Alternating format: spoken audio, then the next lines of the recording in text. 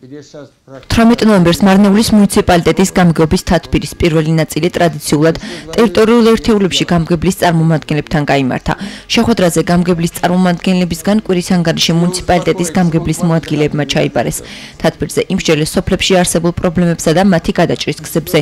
გამგებლის მოადგილე ზაურ ტაპატაძემ კოლეგებს ამცნო 21 ნოემბერს ჩანიშნული გამოფენა, რომელიც ექსპო ჯორჯიაში გაიმართება. მარასკევს ამ კვირის 12 საათზე კომფორტული ავტობუსი იქნება გამზადებული აგერ გამგეობის შენობის წინ. ტარდება სოფლის მეურნეობის პროდუქტებისა და მანქანა-დანადგარების გამოფენა თბილისში, ექსპო ჯორჯიაში. თითოეულ თქვენთაგანმა სასურველი კი არ არის, აუცილებელია ორი წარმომადგენელი მაინც გამოაგზავნოს. სოფელ წერეთლის ადმინისტრაციულ ერთეულში არსებულ პრობლემებზე ყურადღება შალვა კუპრაშვილმა გაამახვილა.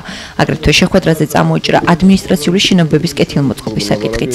კიდე ერთ პრობლემას ვიტყვი, საიმერულოდან დამერეკეს გუშინ ცენტრალურ არხზე არის ძალიან ბევრი ნაგავი, როგორ ვთქვა, მოგროვილი, ბოთლები და მე თვითონ შევამოწმე რა. მართლა ძალიან ცუდ მდგომარეობა და იქნებ ალიკას თუ თხოვთ როგორ ან ამოასუფთავოს ან წყლები არ მოდის ახლა ჩაკეტილია. წყლები არ მოდის და კარგია რომ ეს გამოვიყენოთ. მიწის ნაკვეთი უნდა ვნახო სადღაც, იმიტომ მე კომპიუტერი არ აქვს. და უნდა ვიწვალო ამაზე და კომპიუტერები აუცილებელია უკვე. აი მე ახლა უნდა შევეხორტო ვიღაცას რომ ამომიღოს რომელი მიწის ნაკვეთები მე ხო არ ვიცი ახლა ზეპირად ახლა. ოფრეთში მიმდინარე ინფრასტრუქტურული პროექტები კოლეგებს ამირან ქიმაძემ გააცნო. მან რამდენიმე დასრულებულ სამუშაოსა და შეშის პრობლემაზეც ისაუბრა. ამით წყალსადენის სასმელი წყლის გაყვანა თითქმის ოფრეთის ტერიტორიაზე მორჩენილია ერთი პატარა რეზერვუარია დარჩენილი. ხოხმელის ტერიტორიაზეა დარჩენილი რაღაც კილომეტრი ნახევარი და მე მგონი მალე მორჩება ესეც.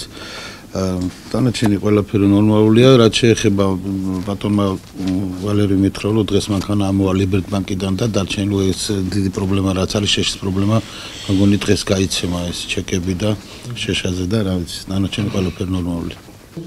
ისმაილ ასკეროვმა კიდევ ერთხელ ისაუბრა ყიზლაჯოში ელექტროენერგიის მაღალი ძაბვის გამტარი ბოძის ავარიულობის შესახებ. რამდენჯერმე მიმართა წერილიც კი მიუწერე მარნეულის ენერგოპრო ჯორჯიას წარმომადგენლობას ბოძის ავარიულობის შესახებ. წინა კვირაში გამართულ თათბირზე კი პირადად ვუთხარი, თუმცა პრობლემა არ მოგვარებულა. მე თქვენ გთხოვთ საჭირო ზომების მიღებას, რადგან შესაძლოა ამ ყველაფერს მსხვერპლი მოჰყვეს.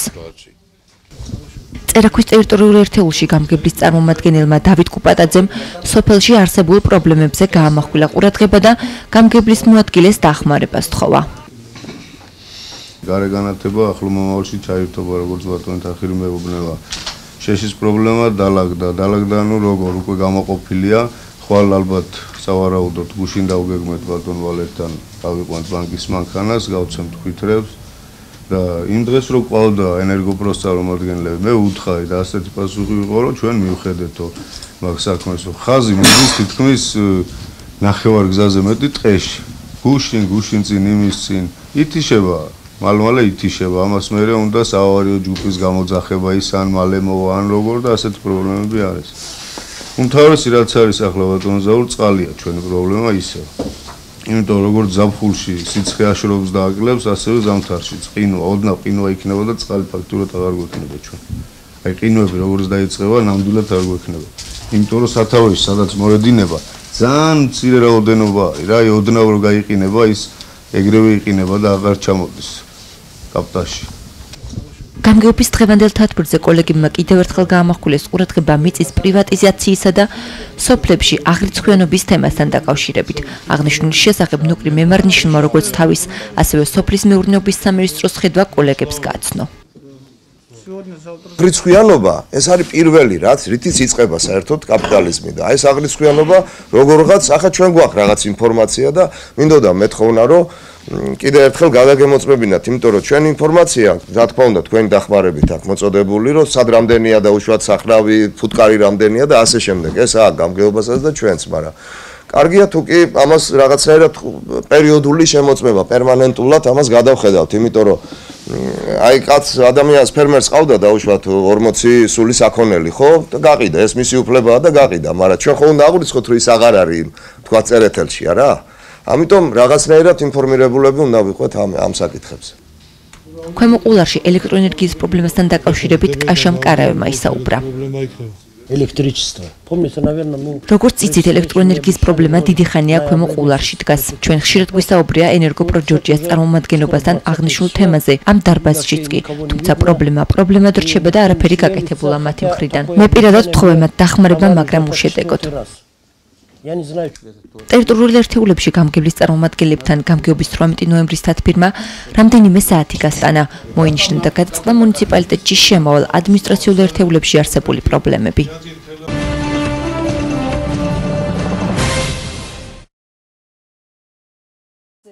18 ნოემბერს მარნეულის მუნიციპალიტეტის გამგეობაში გეგმიური თათბირი ჩატარდა. სამსახურის უფროსებმა წლის ბოლოს სამუშაოები მიმოიხილეს და განვლილი წლის ერთგვარი შეჯამება მოახდინეს. გამგებლის მოადგილის მადლობა ინფრასტრუქტურის სამსახურმა განსაკუთრებულად კარგი მუშაობისთვის დაიმსახურა. სამსახურის უფროსის განცხადებით, სოფლის პროექტების 90%-ზე მეტი ამ ეტაპზე დასრულებულია. მისივე თქმით, 86 პროექტიდან 74 დასრულდა. დანარჩენი კი მიმდინარე წლის ბოლოსთვის დამთავრდება. სოფლის პროექტებთან ერთად მან შეაჯამა ადგილობრივი ბიუჯეტიდან გამოყოფილი თანხით განხორციელებული პროექტებიც. დანარჩენი სოფლის პროგრამით დამია გვაქვს დარჩენილი, დამიაში გაითარებს ჭაბურღილები. მუშაობენ ისინი, მიმდინარეობს მუშაობა. ჩვენ გუშინ დავგეგმეთ ზუსტად პრობლემატურ საკითხებზე, პროექტებზე გავლა, ხვალე წავიდეთ მაგ პროექტების მოსანახულებლად და ადგილზეც შევისწავლოთ. აი ეგ არის 5 პროექტი, რაც 3 პრობლემატური და 2 მიმდინარე, რითაც უკვე ვრჩებით ჩვენ სოფლის ხარდაჭერის პროგრამას 2014 წლის. სოფლის ჩვენ ქონდა 86 პროექტი ქონდა, აქედან 74 დასრულებულია და გაგზავნილია ექსპერტიზაზე. ესენი არის დამატებული და დანარჩენი არის დასრულებული, ესე ვთქვათ. დანარჩენი მიმდინარეობს. ხოჯორში გვაქვს ქონდა პრობლემა და დაიწყეს და მუშაობენ. გამოცხადებული იყო ოფრეთის და ხოხმელის და კარგად მუშაობენ. ალბათ ერთ კვირაში მორჩებიან ორივე იმას სოფელს და ურჩებით ამით სოფლის პროექტებს. რაც შეეხება ადგილობრივი ბიუჯეტი.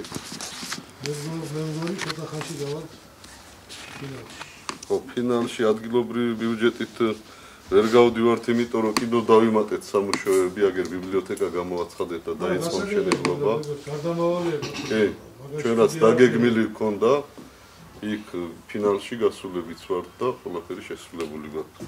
ბიბლიოთეკა დაემატა, 2 კომბინირებული სტადიონი დაემატა, მიმდინარეობს და წლის ბოლომდე სტადიონებს მორჩებიან და ბიბლიოთეკას ერთწლიანი ვადა აქვს და მორჩება ალბათ თავის ვადებში და ჩვენ სამინისტროდან დაფინანსებული თანხით ალბათ ამ კვირაში მორჩება ხელშეკრულების გაფორმება და დავიწყებთ სანიაღვროების და ხიდის და ხიდის, კი ბატონო, ხიდზე გაფორმებულია ველოდებით შენებელს.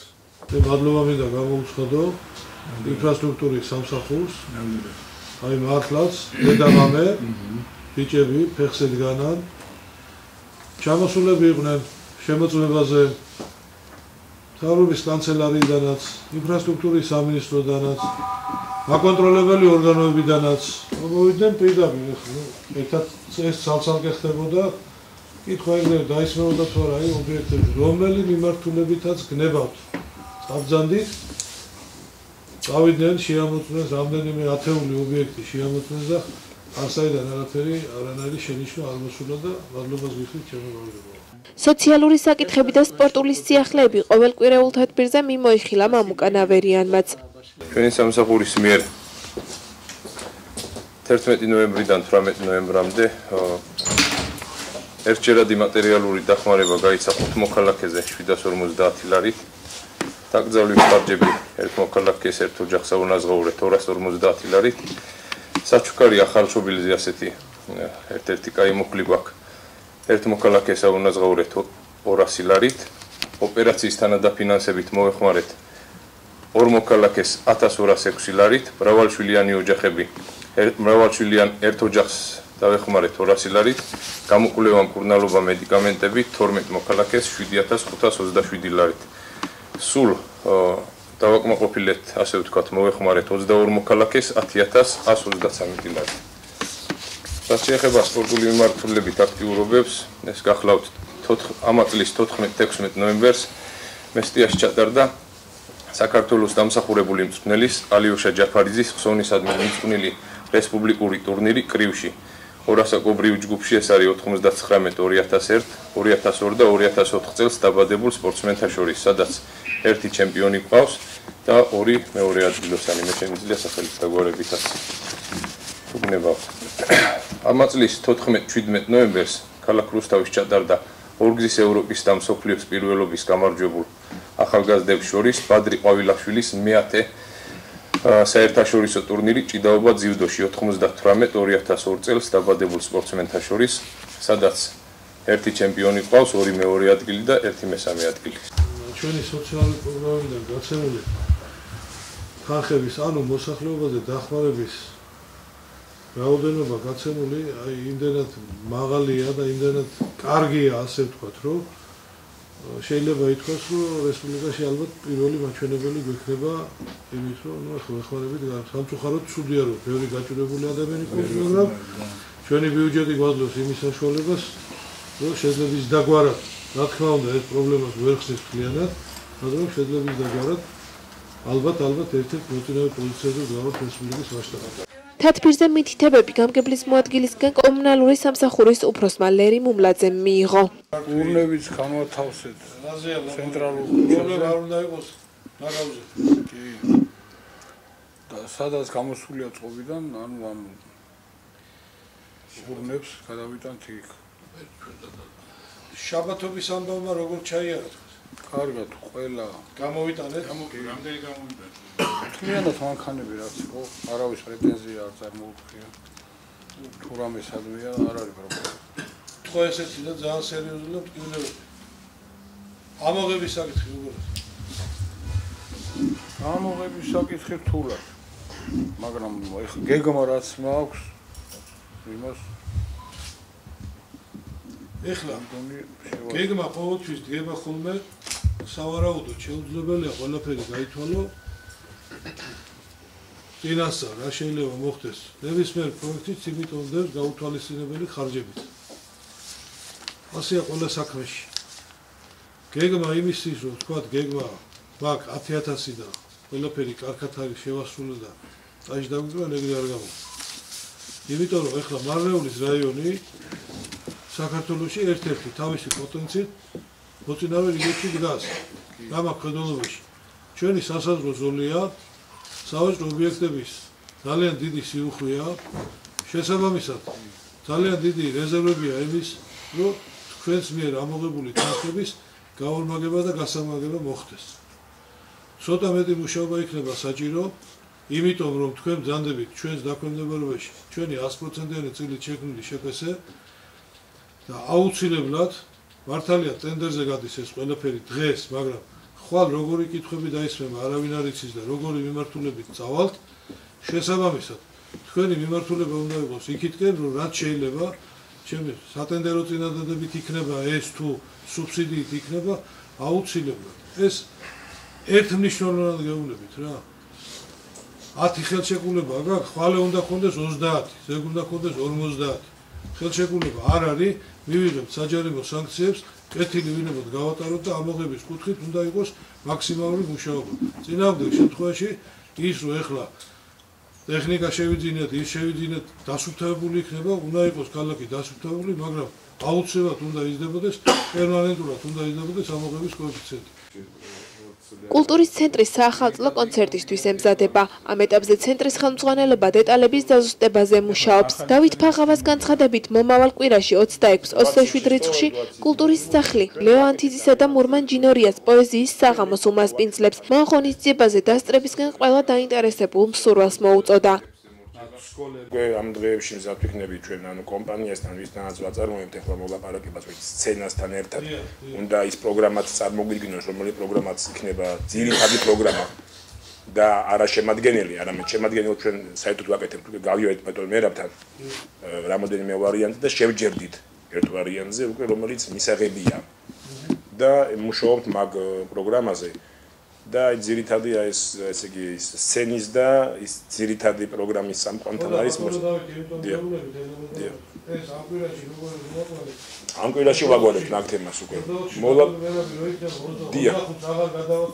დიახ გამოვაცხადებთ კი ბატონო დიახ მაგისთვის უკვე მზადვით მაგ დროისთვის ანუ სარემონტო სამუშაოები მიდის ინტერიერის ალბათ დასრულდება უაღრეს მომავალში ველოდებით კომპანიას რომელიც შემოვა და გათხოვა ვენტილაციის სამუშაოს დაიწყებს მათთვის უკვე ჩვენ ვამზადებთ ნიადაგს იმის რომ შემოვიდნენ და იმუშაონ თავისუფლად ძალიან დიდი საქმე და ფაქტობრივად აი დღესაც ახლა ბავშვები მოვიდნენ ჩვენ ყოველ სამშაბათს გვაქვს ფილმის ჩვენება მულტფილმების და ფილმების და ფაქტობრივად ვართ ისეთ მდგომარეობაში დღეს პრეტენზიაც კი წამოაყენეს მასწავლებლებმაც და მშობლებმაც რომ აი ხო, არა, ბუნებრივია, რა თქმა უნდა. ხო, ანუ ფაქტობრივად რაღაცები გვეშლება ამის გამო და მე იმედი მაქვს, რომ ერთხელ და სამუდამოდ დაადგება, ეშველება კულტურის ცენტრმა აი ეს ყველა ღონისძიება უდია ამდენი დიახ, 10 წლები. ხო, და მეორე საკითხი, მომავალ კვირას არის ორი ძირითადი ღონისძიება, ლეო ანთაძის ესეთი საიუბილეო ღონისძიება ლეო ანთაძის დამსახურებული არტისტი საქართველოსი და მურმან ჯინორიასი თქვენ საქმის ყურშად ბატონი კამანდარი არა 26-ში აპირებს ლეო ანთაძე 27-ში მურმან ჯინორია მიმდინარე კვირის სიახლეებს ადგილობრივი ხელისუფლების წარმომადგენლები მომავალ სამშაბათს ტრადიციულ თათბირზე შეაჯამებენ.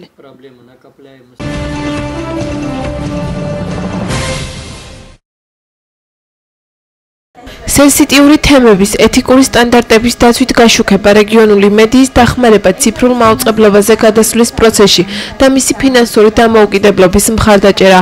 ეს პროგრამის მედია გამჭვირვალე და ანგარიშვალდებული მმართველობისთვის ძირითადი მიზნებია. როგორც პროექტის პრეზენტაციისას განმარტეს პროგრამის მიმდინარეობისას, ჟურნალისტების პროფესიული უნარ-ჩვევების ასამაღლებლად სხვადასხვა სახის ტრენინგები ჩატარდება. პროგრამას საერთაშორისო კვლევებისა და გავრცელების საბჭო აირექსის პარტნიორებთან საერთაშორისო გამჭვირვალობა საქართველოსა და ჟურნალისტური ეთიკის ქარტიასთან ერთად განახორციელებს. გულისხმობს ადგილობრივ მედიასთან მუშაობას იმ ფონზე, რასაც ქვია ციფრულ მაუწყებლობაზე გადასვლა. გამოწვევები გახლავთ მთელი რიგი გუზარმაზარი რესურსები და საექსპერტო ცოდნის მოზიდვა. რაც თავარია, ამ პროექტმა უნდა მოიტანოს მასმედიის უფრო მეტი ფინანსური დამოუკიდებლობა, რითია ფინანსური დამოუკიდებლობა მნიშვნელოვანი, იმით რომ დამოუკიდებელი ხდება სარედაქციო საქმიანობა. ჩვენს მონაწილეობას ჩვენ ხედავთ მასში, როგორც მონაწილეობას პროფესიული გამოცდილების, ეთიკური სტანდარტების კუთხით და სწორედ ესეც გვარწმუნებს იმაში, რომ ამ 5-წლიანი მედია პროექტის ერთ-ერთი მთავარი მიზანი არის ის, რომ გაეხმაროს ქართულ მედიას გახდეს უკეთესი ეთიკური სტანდარტების თვალსაზრისით, პროფესიული სტანდარტების თვალსაზრისით და ასევე გახდეს უკეთესი იმ მიმართულებით, რომ მედია საშუალებებმა რაც შეიძლება მეტი იფიქრონ იმაზე, რომ მათ თავად როგორ შეინახონ საკუთარი თავი. მოსალოდნელიც იყო, რომ თავარი აქცენტი იქნებოდა რეგიონულ მედიაზე, ნამდვილად პროგრამა გათვლილია მის საჭიროებზე, რომელიც გააჩნია რეგიონულ მედიას. როგორც თქვენ აღნიშნეთ, ეს არის ციფრული მაუწყებლობის ნაწილი, ეს არის ფინანსური მდგრადობის ნაწილი, თუმცა მე ვფიქრობ, რომ არ მოაკლდება არც კონტენტის ხარისხს აირექსის ხელი, ძალიან მნიშვნელოვანია ეს ნაწილი, იმიტომ რომ იცით, რომ აირექსმა იხახანს დაასრულა G-Media პროგრამა. საკმაოდ რთულია რეგიონული მედია დარჩეს მხარდაჭერის გარეშე, როცა ისეთი გამოწვევები აქვს წინაშე, რომელიც უკვე ვახსენეთ. შესაბამისად, ეს პროგრამა ჩვენც არსებითად მნიშვნელოვანია და ველოდებით კარგ შედეგებს პროგრამის განხორციელებისგან.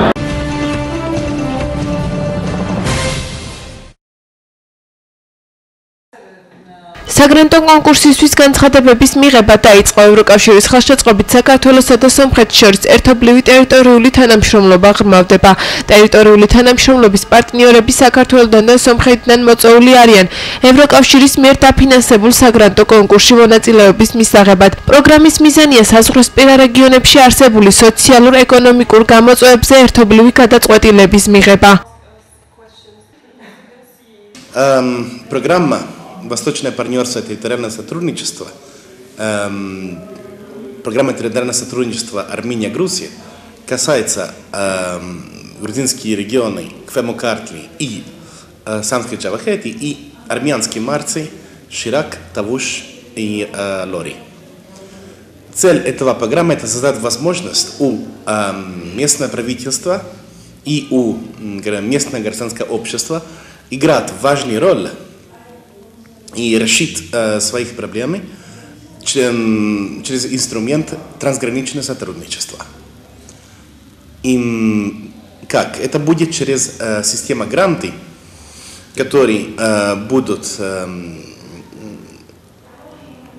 которыми будем дать у этих аппликантов из региона, которые будут участвовать в нашей программе. И эти гранты будут помогать местному развитию, к социальному направлению или к экономическому, или оба. Самое главное, что и местное правительство, самое главное, что это будет трансграничный проект. То есть проблем должен быть общим между граничными районами Армении и граничными районами Грузии. Проблемы должны быть общие и решения должны быть общие. Поэтому там были в течение 1,5 года мероприятий, консультаций с местными жителями, с гражданского общества, с правительством на местном уровне во всем этим регионе, дошли к выводу, что там есть 3 главных приоритета, над которыми надо работать. Первый приоритет – это экономическое развитие. И помогать средний, маленький бизнес развиваться, и помочь помочь там и законодательство, и бизнес-связи в обе стороны границы. Второе касается больше всего экологии. Экология и решение совместных экологических проблем, которые существуют, как этих решить. А третье, приоритет касается культуры, молодежи, спорта и все, что касается именно сферы культуры и образования. Мы нашли эти 3 приоритета вместе с нашими бенефициарами, будущие аппликанты и партнеры в регионах в течение 1,5 года, когда вместе с ними работали, и дошли к этому выводу. Конкурс открылся там 4 ноября и будет закрываться 3 февраля. То есть 90 дней с открытия до закрытия. Цель сегодняшний день, почему мы здесь собирались в Руставе, это 4 из 4 мероприятий, которые мы проводили уже в Ахацихе, Гюмри, Дилиджан, и теперь мы здесь в Руставе, чтобы именно дать детали, техническая информация у всех бенефициаров, технические детали о конкурсе. Что надо, когда надо, какие там технические детали, что за администрацию и так далее. И также располагать информацию про бюджетом и про заявку, потому что заявка будет на английском, и уже есть на английском, надо быть выполнено на английском. Поэтому очень важно иметь такие мероприятия, чтобы все объяснить к точку. И это будет через менеджмента программы «Восточное партнерство» и территориальное сотрудничество.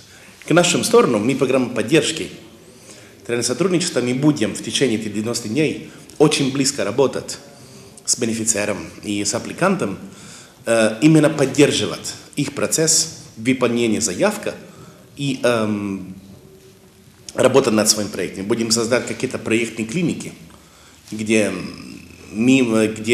аппликанты могут с нами консультироваться и задать вопросы, и показать нам заявку, что нам кажется, это можно, это невозможно и так далее. Именно потому что это первый раз, что такой программа существует на этой границе, и именно потому что и заявка, и бюджет и так далее, если нет опыта, это не самый легкий. И поэтому это наш и ваш интерес, что программа выполнится.